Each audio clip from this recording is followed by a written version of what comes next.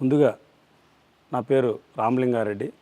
అంటే రామలింగారెడ్డి అంటే ఎవరికి తెలియదు, వేల్పుల రాము అంటారు నన్ను, పర్సనల్గా ఆప్యాయతగా పిలుచుకునే వాళ్ళంతా. ముందుగా ఈ గ్రామం వేల్పుల గ్రామం దాదాపు 2200 మంది 2200 ఓట్లు గల గ్రామం. అంటే దాదాపు 4,000 మంది జనాభా ఉండే గ్రామం. అక్కడ దాదాపు 850 ఇల్లులు, నియర్లీ 950 హౌసెస్ ఉన్నాయి, ఇల్లులు ఉన్నాయి. దీంట్లో ముఖ్యంగా అన్ని కులాలకు సంబంధించిన వ్యక్తులు ఉన్నారు ఇక్కడ, అన్ని కమ్యూనిటీస్ ఆల్మోస్ట్. దీంట్లో ఫస్ట్ నుంచి కూడా నేను చిన్నప్పటి నుంచి ఈ ఊర్లో పుట్టి పెరిగిన వ్యక్తిగా నేను చిన్నప్పటి నుంచి కొన్ని గమనించుకుంటూ వచ్చా. ఈ ఊర్లో ఏమి సాధక బాధలు ఉన్నాయి, ఏమి ఇబ్బందులు పడుతున్నారు జనాలని. దాంట్లో భాగంగా నేను కూడా చిన్నప్పుడే తండ్రిని పోగొట్టుకున్నా. అప్పటి నుంచి మా అమ్మ నేను ఇద్దరము గ్రామంలో ముందుకు రావడం జరిగింది. గ్రామంలో కూడా జనాలు కూడా ప్రజలు ఎన్నో ఆటుపోట్లు చూసినా నేను. కానీ ఆటుపోట్లలో భాగంగా ఖచ్చితంగా చేసే ప్రతి పనిలో ఈ ఊరు ప్రజలు మాకు సపోర్ట్ చేసుకుంటూ వచ్చినారు. అంటే ఇప్పుడు నాకు విజయం కల్పిస్తూ వచ్చినారు. అన్ని ఇబ్బందులు నేను కూడా పడినా, కానీ నేను మా అమ్మ ఒకటే ఆలోచన ఉన్నింది. ఖచ్చితంగా మనం సరైన టైంలో సరైన నిర్ణయం తీసుకొని, మనకు ఎన్ని కష్టాలు ఉన్నా ఎన్ని ఇబ్బందులు ఉన్నా ఖచ్చితంగా గ్రామానికి ఏదో ఒకటి చేయాలా, ముఖ్యంగా గ్రౌండ్లో ఉండే ప్రజలకు ఏదో ఒకటి చేయాలా, అంటే పేదరికంగా నలిగిపోయే వాళ్ళకి అనే ఆలోచనతో మా అమ్మ నాకు ఆలోచన చేసుకున్న తర్వాత 2006 అమ్మ సర్పంచ్, ఎంపీపీగా నేను వైస్ ఎంపీపీగా ఉన్నాను వేముల మండలానికి. వేల్పుల గ్రామానికి ఎంపీపీ ఆమె సర్పంచ్గా ఉన్నింది. 2014లో మా మిస్సెస్ ఎంపీపీగా ఉన్నింది. తర్వాత మా అమ్మ సర్పంచ్గా ఉన్నింది. 2019కి వచ్చే లోపల మా అమ్మ వైస్ సర్పంచ్గా ఉంది, మా భార్య గ్రంథాలయ చైర్మన్గా ఉన్నింది. ఈ విధంగా మాకు ఎప్పటికప్పుడు ఎదుగుదలతో ముందుకు వెళ్తూ ఉన్నాం. కానీ గ్రామం చూస్తే మేము అనుకునేది ఏంది, మేము ఏమి చేయలేకపోతున్నట్టు అనిపిస్తూ ఉందనే ఆలోచనతో ఒకరోజు అమ్మ నేను అనుకోకుండా ఇక్కడ గవర్నమెంట్ స్థలం కొంచెం మనది కొంచెం స్థలం ఉంటే టోటల్ ఓవరాల్గా అమ్మ ఇది ఒక మాన్యుమెంట్గా తయారు చేయాలా, దీన్ని ఏం చేస్తే బాగుంటుంది అనే ఆలోచనతో అమ్మ నేను మాట్లాడుకున్నాం. ఏదైనా కూడా ప్రజలకు అందుబాటులో ఉండేటట్టు చేద్దాం రానింది. అప్పుడే ఈ కార్యక్రమానికి నాంది పలికడం జరిగింది. అప్పుడు ఫస్ట్ సచివాలయం మొదలుపెట్టాం. మాకు ఆలోచన ఏమీ లేదు. సచివాలయం మొదలుపెట్టినాక టకాని జగన్ సార్ రకరకాల ఆయన ఆలోచన ఏదైతే పాదయాత్రలో చెప్పాడో అన్నీ ఇంప్లిమెంట్ చేయాలనే ఆలోచనతో, ఆయన ఆలోచనతో చెప్పినప్పుడు నేను అవినాష్ అన్నతో డిస్కస్ చేశాను. అవినాష్ అన్న కూడా గో హెడ్, మనం సపోర్ట్గా ఉంటామని చెప్పి ఆయన కూడా చెప్పడం జరిగింది. తర్వాత అక్కడ నుంచి ఒక్కొక్క ఈ కాంప్లెక్స్లో అన్నీ ఒకటే దగ్గర కట్టేసి ప్రజలకు అందుబాటులో తెస్తే చాలా హ్యాపీగా ఫీల్ అవుతారనే ఆలోచనకు వచ్చినప్పుడు నిజం చెప్తున్నా, వాస్తవాలు ప్రజలు కూడా అర్థం చేసుకోవాలి. గవర్నమెంట్ సపోర్ట్ ఉంది 100%. దాంట్లో మా కష్టం, మా ఇంట్లో పిల్లలను వదిలేసినాం. అంటే వాళ్ళ చదువులు ఏం జరుగుతున్నాయో తెలియదు కరెక్ట్గా. అంటే పట్టుదల అనేది ఉండాలంటున్నాను నేను, అంతే. నేనేదో గొప్పని కాదు నేను చెప్పుకునేది. ఈ రకంగా రావాలంటే ఖచ్చితంగా బాధ్యత అనేది మనసులో పెట్టుకొని, మనకు గ్రామం ఏమి ఇచ్చింది, మనం గ్రామానికి ఏం చేయాలని. అంటే అందరూ కొంతమంది అంటారు రాముకు డబ్బులు ఎక్కువ చేస్తున్నాడు ఎక్కడెక్కడో అని. డబ్బులు ఎవరికి ఎక్కువ కావు, కానీ బాధ్యతతో మలుచుకొని చేయాల్సింది వచ్చింది. ఆ బాధ్యతలో భాగంగా ఈ కాంప్లెక్స్ ఈ విధంగా మీరు చూశారు. అన్ని విధాలుగా ఈరోజు ఒక షేప్ వచ్చేసి ఎంత ఆనందంగా ఉందంటే ఈరోజు మాకు. మా అమ్మ నిజం చెప్తున్నా, తోటల కంటే ఇక్కడ ఎక్కువగా గడుపుతూ ఉంటుంది. అంటే ఈ ఆహ్లాదకరమైన గార్డెన్లో కానీ ఇంకోటి కానీ నిజంగా దీని వెనకాల మాకు సపోర్ట్ అవినాష్ అన్న పూర్తిగా ఉన్నాడు. తర్వాత ఇక్కడ ఈరోజు మా గ్రామంలో గవర్నమెంట్ తరఫున వచ్చే ప్రతి ఒక్క సంక్షేమాన్ని ప్రతి ఒక్కరికి చెందాలనే ఉద్దేశంతో కుల మతాలు అతీతంగా, పార్టీలు అతీతంగా ప్రతి ఒక్కరికి అందుబాటులో ఉంటూ జగన్ సార్ ఆలోచన ఏముందో, అవినాష్ రెడ్డి అన్న ఆలోచన ఏముందో దాని ప్రకారం డే అండ్ నైట్ ప్రజల దగ్గరికి మేమే పోతాం రెగ్యులర్గా. మా అమ్మ నేను అడగండి, మీరు మీ కాంప్లెక్స్లో మా ఆఫీసర్స్ని కూడా అడగండి.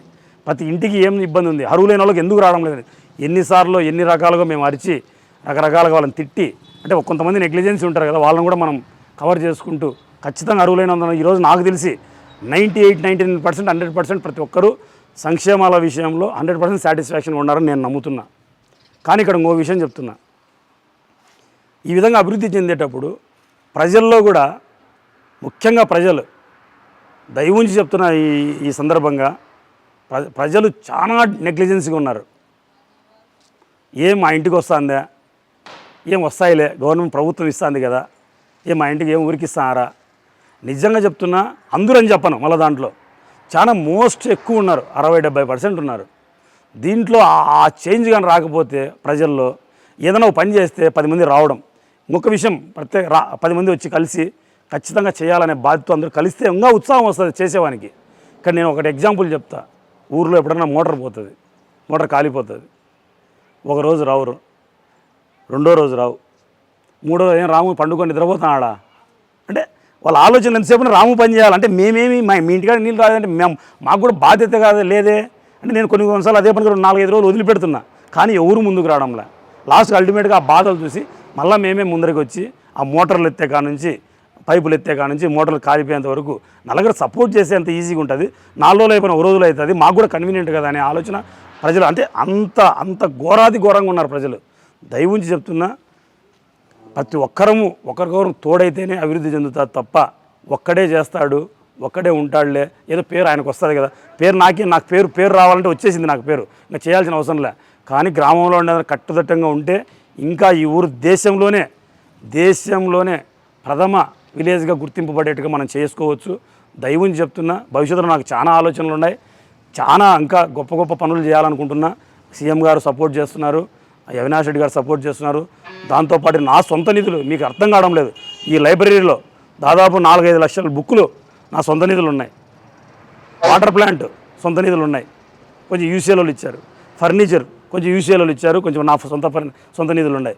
ఇవన్నీ నేను చెప్పుకుంటే రాముకు డబ్బులు ఎవరు పెట్టమన్నారు అనే ఆలోచనకు వస్తారు. అది కాదాడ మనం ఏం చేస్తున్నాం, మన ఊరికి ఏం చేస్తున్నాం, మన గ్రామంలో మనం ప్రతి ఒక్కరు ఈరోజు చెప్తున్నా ఆర్థికంగా బలంగానే ఉన్నారు, ఎవరు ఇబ్బందులు లేరు.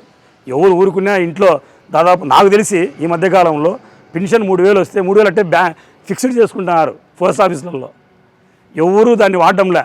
అంటే ఇట్లాంటి అంటే ప్రతి ఒక్కరి దగ్గర లక్షలంటే అవలీలగా ఉన్నాయని నా అనుకుంటున్నా. ఇంకా వేస్ట్గా ఖర్చులు పెట్టే వాళ్ళు that is different.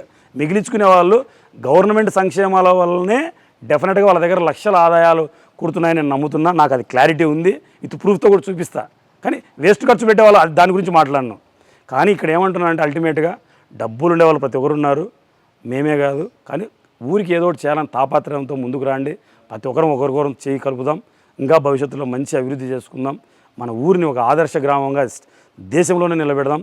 Jagan sir ప్రత్యేకంగా చెప్తున్నా, చాలా హ్యాపీగా ఫీల్ అయిపోయి దాదాపు 2-3 గంటలు ఈ కాంప్లెక్స్లో ఉండి నన్ను ఎంత అంటే ఆయన మెచ్చుకున్నాడని కాదు, నా కష్టాన్ని గుర్తించినాడు.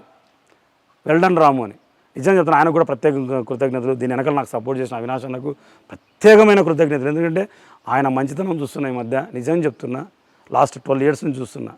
ఈరోజు అతను చిన్న వయసులోనే, నేను ఫస్ట్ రాజకీయాల్లోకి వద్దన్నా, ఎందుకన్నా మేము చస్తున్నాం మేము ఇక్కడ జనాలతో అది అంటే, లేదు ఏదో ఒకటి మనం సర్వీస్ చేయాలని వాళ్ళ నాన్న కానీ ఆయన కానీ నాతో చెప్పారు. కానీ అల్లాడే ఫైసలు అయిపోతాడు ఆయన, ఎందుకు ఈ రాజకీయాలు గందరగోళమైన రాజకీయాలు అనుకున్నా. కానీ ఈరోజు పాపం చెయ్యని తప్పుకు అతను పడే అగసాట్లు చూస్తూ ఉంటే నిజంగా చెప్తున్నా, ప్రతిరోజు ఆయనకంటే మేము ఎక్కువ బాధపడుతున్నాం ఈ ఏరియా ప్రజలుగా. ఎందుకంటే ఆయన వ్యక్తిత్వం గత 10-12 ఏళ్ల ముందు చూస్తున్నాం కాబట్టి దగ్గరగా, ఎప్పుడు సర్వీస్ ఓరియంటెడ్, ఏదో ఒకటి చేయాలా. ఒకటి గమనించాల్సిన విషయం ఏముందంటే, దాదాపు 15 ఏళ్ల నుంచి రాజకీయాల్లో అభివృద్ధి చేస్తేనే, రాజకీయాల్లో జనాలకు పలికితేనే ఓట్లేస్తారనేది గుర్తించాలా. ఈ హత్యలు కుతంత్రాలు అయిపోయినాయనేది అందరికీ తెలుసు. జనరేషన్ ఇప్పుడు ఎంత ఎడ్యుకేషను, వాళ్ళ పిల్లల ఎడ్యుకేషను, వాళ్ళు ఈ ఆలోచనతో ఉన్నప్పుడు ఈ హత్యలు ఎందుకు జరిగింటాయి, ఎక్కడ ఏ కోణంలో ఎవరు ఆలోచన చేయడంలే. హాయ్ ఫ్రెండ్స్, మా టుడే టుమారో యూట్యూబ్ ఛానల్ చూస్తున్నందుకు చాలా థ్యాంక్స్. మరిన్ని లేటెస్ట్ వీడియోస్ కోసం వెంటనే సబ్స్క్రైబ్ చేయండి. అలాగే ఈ బెల్ ని కూడా రింగ్ చేసేయండి. మా నోటిఫికేషన్స్ అన్ని మీ మొబైల్లో వస్తాయి. అలాగే మా వీడియోస్ మీకు నచ్చితే లైక్ చేయండి, షేర్ చేయండి, నచ్చకపోతే కామెంట్ చేయండి.